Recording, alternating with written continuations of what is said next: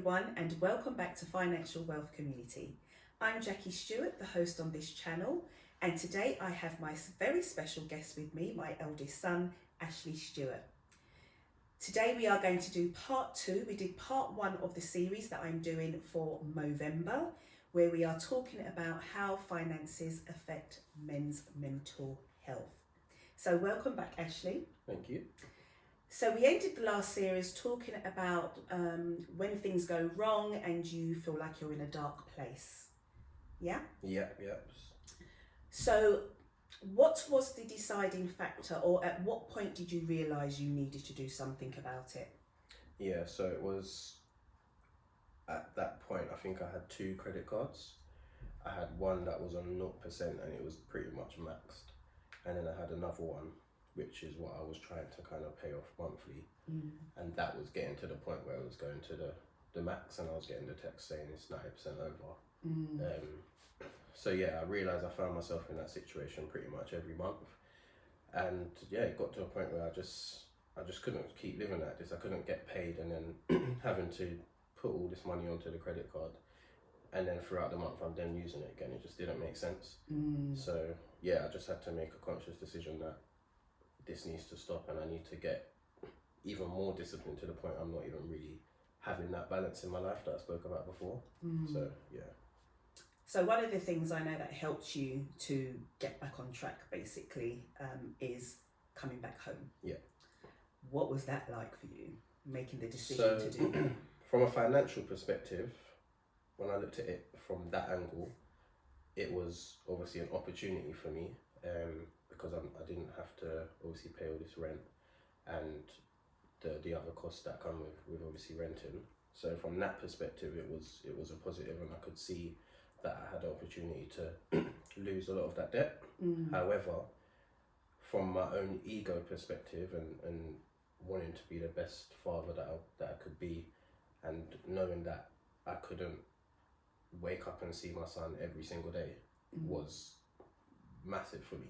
So it took a while for me to accept my situation, and yeah, it was just a very, very difficult time.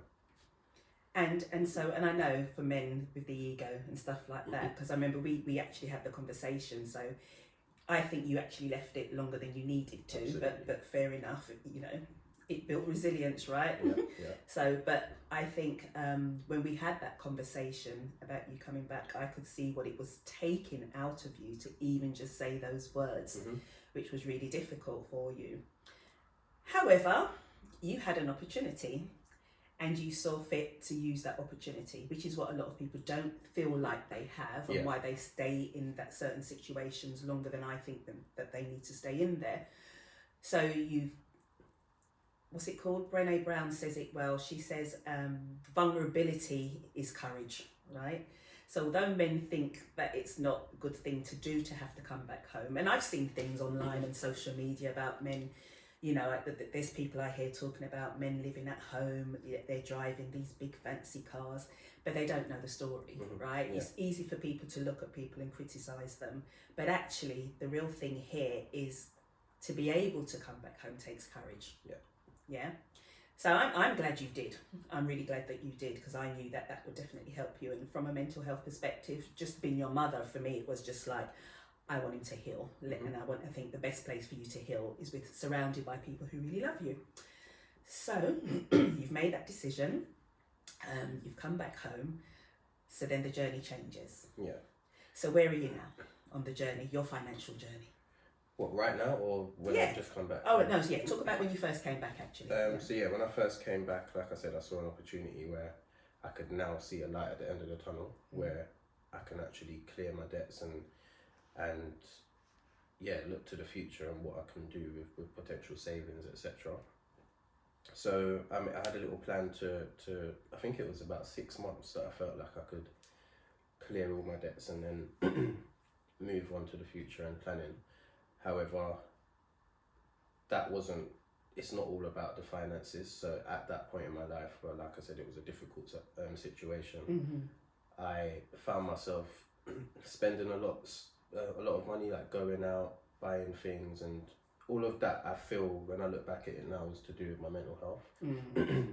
I needed to be away. Even being back at home, I kind of, even though I was sleeping at home, I was kind of trying to be away from it because I was still not accepting that I had to go back home.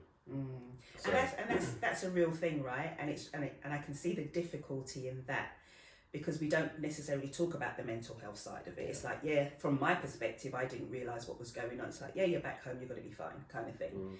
But obviously for you, fighting with that ego, oh my God, this is my situation, I am actually back at home. So then masking that with going out, right? And I know with me, when I used to get stressed, for me it used to be the whole comfort eating thing, right? So people find, what's the other one that they say ladies do? Shopping. They'll shop if they feel stressed about certain situations. So yours was to, while you're trying to save, but almost counterproductive, because now you're spending money because you're going out, right? Okay. Exactly that. So obviously when I kind of stripped it back and looked at my situation, obviously understood that a lot of people aren't actually as lucky as I was. A lot of people don't have family that they can go back to and be able to kind of restart in that way. So I was definitely grateful for that opportunity at the same time. So it got to a point where even though I was spending a bit, I was seeing my debts go down because I've got more disposable income. I think you have to find balance. I mean, yes, you've come back and you want to save, but I still think you have to live. And I think, especially when you've gone through some traumatic experiences, it's important that you do protect your mental health, and being with friends and going out is a part of that. It's all a part of the healing. So I still think that's a positive thing. So where are you now? Well, now I'm completely debt free. Completely debt free. So I cleared my credit card, I think a couple of months ago now. And that was an amazing feeling. I remember I was at work when I think it was payday at work, and it was like my final payment that I needed to clear it. And I went outside of the office because I was just so relieved, but it almost got me emotional. So I remember sitting down outside, and my partner, who I work with as well, she came outside and we kind of had a little moment. Because it was just such a good feeling. Because it's a journey, and I think a lot of people don't appreciate that. So it's the road to financial success, as I say to people, it has different levels. So for you, that was a momentous level, right? You're now debt free, you've cleared your debt, your mental health is intact, right? And so then, but the journey doesn't end, and it never really ends, right? Because then there's different levels. So now you're debt free, and now you're ready to build again, I guess. Savings. Exactly. So I'm on the other side of it now. So before I was working to bring my debts down, but now I'm looking to bring it up in terms of savings, because obviously me and my partner want to buy a house. So so now I'm on the other end of things, but it's a lot better. It's a much better feeling having that money every month going towards savings rather than clearing a debt. Because if you know it's about to go to something positive, and I have to thank her as well, obviously, because her mindset has helped me a lot. Because we're kind of on the same page. She's obviously been through her own situations with finances as well, which is quite similar to mine. And now, so we're on a journey together, really. And that's a massive help as well. And so this is the thing that I want to talk about with wealth, and I've spoken about it on a video before, is wealth is not just about the finances. So yes, finances is important, but wealth is also about community, who you have access to, opportunities. I always kind of look when I see people who are homeless, for example. I was up in the city earlier this week, and so many homeless people, my heart goes out to them. And I really just think to myself, do they really not have anybody at all in their community where they could say, look, I'm in this situation, can you just put me up for a month or something like that? But it's a real situation for some people. And so it's important that we do look around us, and that we should have that gratitude for when we can find people who can help us. And then also when you're able to go on another journey of financial success, and you can do it with somebody else as well. That all really, really helps. Thank you so much, Ashley, for sharing your story. It's been amazing. One last thing, what would you say to anyone who found themselves, or to a young man or men who find themselves in a situation with finances, a negative situation? What is something that you would say to them to do? I'd say firstly, be honest with yourself, but also be fair with yourself. So allow yourself to have that balance. if it is possible, have that balance in your life where you, like I said, what I was doing, where you can spend a bit and look after yourself mentally in that way, but also clearing your debts at the same time. And also, if you feel like you've got a network of people around you, or even one person around you that you're comfortable speaking to, it's always good to speak, because you never know what the outcome of that conversation could be, how that person could help you. They might know someone that's been going through that as well, or they might have gone through it themselves. So you never know. I've had people throughout my journey who's gone through very similar situations to me, and it's helped me a lot as well. So yeah.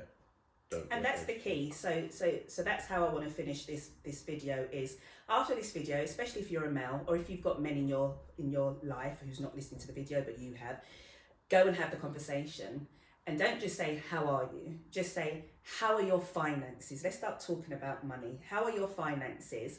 And you'll know whether they're just saying, oh yeah, I'm cool, or whether you can say, no, how are your finances really? Do you need any support? You might not be able to support them financially yourself, but what you can do is help them to find help. You may be the person who can sit on the phone with them and say, let's phone whoever you need to phone, your creditors, and let's see if we can come up with a plan. So let's get men talking about their finances and protect their mental health. Thank you so much for listening, guys. You now know what to do. Hit that notification bell. Please, please, please subscribe and share this with anybody that you feel it will help. Thank you so much.